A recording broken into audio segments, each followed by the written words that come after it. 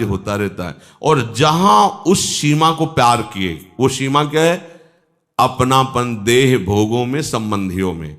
जहां ये अपनापन प्रभु की तरफ लगा तो प्रभु उसके हृदय में आकर्षण पैदा करने लगते हैं।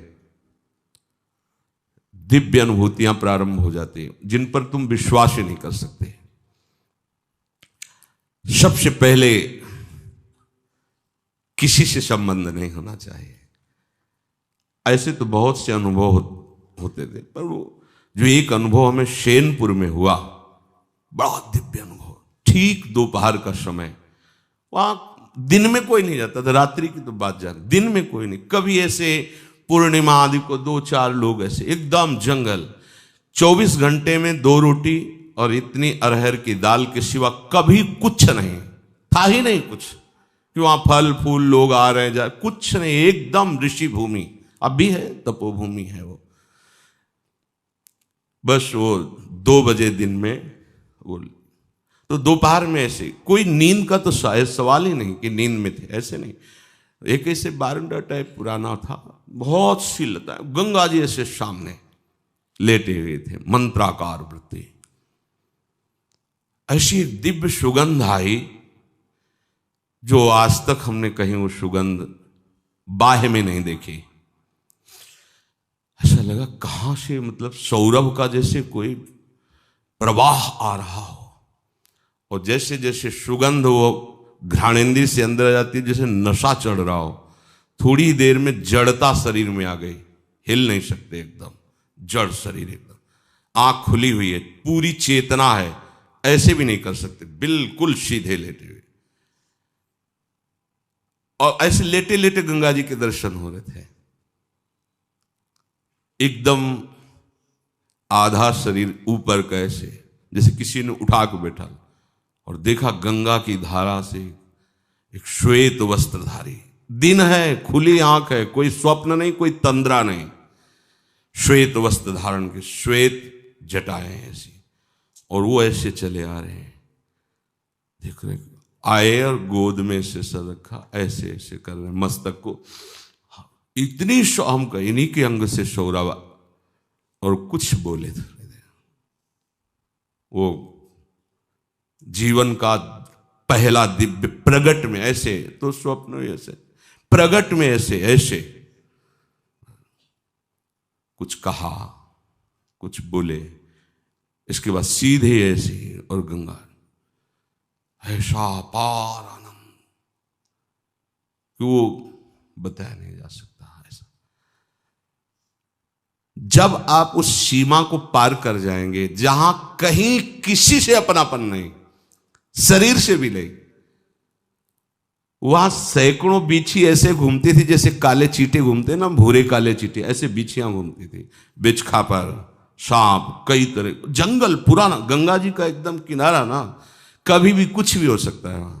और 2 ही लोग, इधर हम लेटे थे, एक पंजीरी बाबा थे, वो दूर एक उनकी कुटिया थी, उसमें वो लेटे रहते, वृद्ध थे वो, पर बड़े तपस्वी थे, वहां कोई और टिक नहीं सकता था। अनुभव, अपनापन जब तक शरीर से, तब तक दिव्यता का अनुभव नहीं। हम बहुत अंदर लालायित रहे कि इनसे पूछे आपको का परिचय पे, हिम्मत, मतलब वो एकदम ऐसी जड़ता भाव थी कि हिम्मत ही नहीं पड़ रही थी पूछे। बाद में पता चला, वर्षों बाद में पता चला कि अमुक अमुक महापुरुष प्रकट होकर के बताया। भगवान आकर्षण पैदा करने लगते हैं, भगवान आकर्षण पैदा करने। उसी के बाद फिर भाई जी महाराज राधा बाबा का दर्शन ऑफिस में हुआ, नेत्र के सामने ऑफिस प्रकट है, ऐसे भाई जी करके, ऐसे क्या जानना चाहते हो, ऐसे चश्मा ऐसे कर, और पूज्य राधा बाबा बगल में बैठे हैं। तो उसे यही प्रश्न किया था, श्री कृष्ण की प्राप्ति कैसे होगी? ऐसे देखे और बोले, जब श्री कृष्ण बन जाओगे तो श्री कृष्ण की प्राप्ति हो जाएगी। उस समय सही समझ में नहीं आ रहा था, और उन्हीं की कृपा, जैसे ये कब आप प्रभु का, तो बोले मनमयाहा तदात्मिकाहा तन्मयाहा, ये में न जान परे कान है कि प्राण है। जब कृष्णमय हो जाओगे तभी कृष्ण का साक्षात्कार होगा। फिर तो झड़ी लग जाती है अनुभवों की, वृंदावन तो चमत्कार का समुद्र है, फिर किसी को समझाने की जरूरत नहीं थी कि भजन करो, भजन आनंद प्रदान, ये सब बहुत, फिर वो तो नशेबाज हो जाता है। प्रभु के नाम का नशा, प्रभु की लीला का नशा।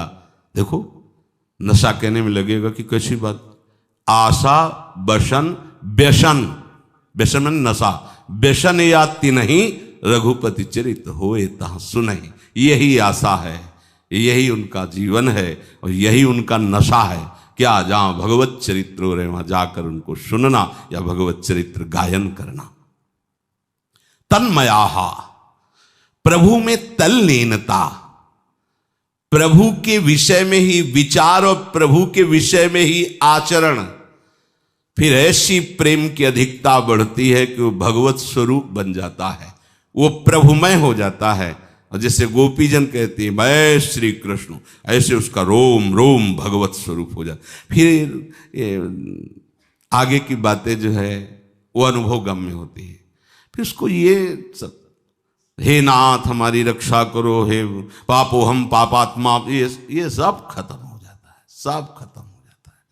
कोई चाह नहीं, कोई कामना नहीं, वो भगवत स्वरूप बैठा है या पड़ा है या जैसी भी स्थिति में है, वो लाल लाडली के अनुराग रंग में डूबा रहता है। शुभ कर्मों का भी आश्रय नहीं लेना, अशुभ कर्म की तो बात क्या, केवल भगवत आश्रय लेना है। अगर शुभ कर्मों का भी आश्रय लिया तो भगवत प्राप्ति के मार्ग में बाधा आ जाएगी। शुभ कर्मों क्या, क्योंकि शुभ कर्म करने का अहम बना रहेगा, कर्म का आश्रय हुआ भगवत आश्रय नहीं। ये बड़ी सूक्ष्म बातें हैं। इसीलिए भगवत आश्रित को जितने भी शुभ कर्म प्रभु को समर्पित, इनसे हमारा कोई नमम, इनसे हमारा संबंध नहीं, आपकी कृपा से बन रहा है, आपकी सेवा में समर्पित है। भगवत प्राप्ति में देरी केवल अन्य आश्रय की है। खोज लो, खोज लो, जितनी जल्दी हो सके अन्य आश्रय त्यागो, फिर जी नहीं सकते। फिर बस हृदय आह भर करके रोएगा, आपके सिवा कोई नहीं, आपके सिवा प्रभु, अब तो मिल जाओ। वो मतलब शुरू हो जाता है, शुरू हो जाता, अन्य आश्रय नहीं, अन्य आश्रय नहीं। सच्ची कहते हैं काशी में रोज लगता था कि आज महादेव जी मिलेंगे, रोज अकेले शांत गंगा का किनारा, जो ऐसे खंडहर, बहुत कई किलोमीटरों तक घाट ही घाट है, 80 घाट, बहुत बड़े बड़े खंडहर पड़े जो पीछे की तरफ कोई जाता ही नहीं, क्योंकि विश्वनाथ जी जाने का सामने से मार्ग, पीछे से कौन जाता है। शांत एकांत ऐसे रोज, बस कोई अन्य आश्रय नहीं, किसी के पास मिलना नहीं किसी से। अगर कभी ऐसा लगता कोई आ रहा है तो और खंडहर की तरफ अंदर चले जाना। प्रतिदिन लगता था आज महादेव जी मिलेंगे, आज महादेव जी, मन अति हर्ष जनावन तेहि, आज देखे हो परम। अन्य आश्रय है तो ये नहीं आएगा। बस खास बात पकड़ लीजिए, अन्य आश्रय नहीं, एक भरोसो, एक बल, एक आश विश्वास, एक राम घनश्याम हित चातक तुलसीदास। भगवद आश्रित पराधीनता मिट गई, भगवद विमुख पराधीनता और महान दुख। ये किसी भी विषय, हम समझते हम विषय को भोगते, विषय हमें भोगता है, विषय हमें अधीन बना रहा है, हम उसके बिना जी नहीं सकते, ऐसी बात आ जाती है। देखो अविनाशी का बच्चा क्या बोलने लगा, मैं इसके बिना जी नहीं सकता। ये आश्रय की गलती देखो, भोगों का आश्रय, व्यक्तियों का आश्रय, धन का आश्रय, अन्य अन्य आश्रय, कैसी स्थिति, अब इसके बिना हम जी नहीं सकते। संसार के पदार्थों का जब तक आकर्षण होता है तब तक कृष्णाकर्षण का परिचय नहीं मिलता, भगवद आकर्षण का परिचय नहीं मिलता। नहीं, पग पग पर दिखाई देता है कि प्रिया जो कैसे दुलार कर रहे, पग पग पर, प्रति पल प्रति क्षण अनुभव होता है हमारी प्रिया जो हमें कितना प्यार कर रही, प्रति पल उसी प्यार में वो हर समय डूबा रहता है। जब तक स्त्री का आकर्षण, पुत्र का आकर्षण, धन का आकर्षण, विषय का आकर्षण, बड़ाई का आकर्षण, मान का आकर्षण, तब तक भगवदाकर्षण क्या होता है समझ ही नहीं सकते। स्पष्ट वर्णन किए हुए।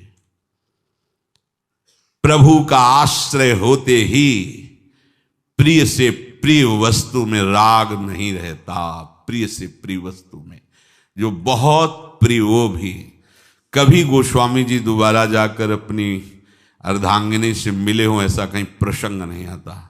एक बार केवल वो राग प्रभु की तरफ मोड़ गया वचन से कि जितना इस चाम से प्यार करते हो उतना राम से करते तो तुम्हारा काम बन जाता, अर्थात तुम भगवत प्राप्त हो जाते। मन से प्रणाम करके उसी को गुरु शब्द मान करके चल दिया और ऐसा आश्रय प्रकट हुआ कि प्रिय से प्रिय वस्तु की भी स्मृति नहीं रह जाती, राग नहीं रह जाता।